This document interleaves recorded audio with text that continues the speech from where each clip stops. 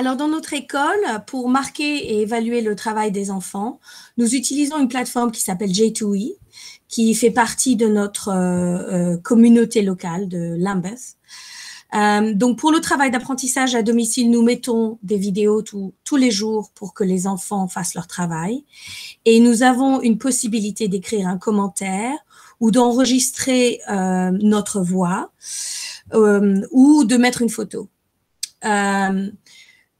Cela nous permet donc de pouvoir être très spécifique sur l'objectif de la leçon et de pouvoir dire aux enfants ce qu'ils ont fait de bien et ce qu'il faut peut-être améliorer. D'entendre notre voix de temps en temps, ça permet peut-être de recréer un petit peu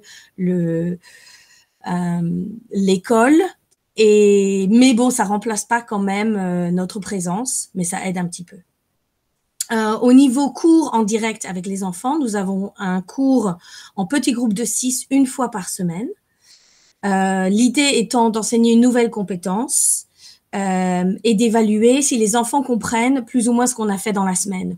Donc, c'est plus facile en maths que ça l'est en anglais. En général, on fait plutôt de la grammaire en anglais. Mais en maths, on va faire de la division ou de la multiplication et on les encourage à travailler vis-à-vis de nous, en face de nous. Ça nous permet de voir si les enfants sont confiants ou pas. 3 fois par semaine, nous avons un Zoom qui rassemble toute la classe. Alors là, c'est plutôt ludique, c'est moins positionné comme une leçon, mais ça nous permet de discuter des événements peut-être dans les médias, comme par exemple l'inauguration de Biden. Ou alors je vais lire une histoire, on regarde une photo. Des fois même on fait de la gym ensemble. Il y a des règles très précises par contre, parce que les microphones doivent tous être éteints quand les enfants rejoignent le Zoom et ils doivent lever la main pour pouvoir parler.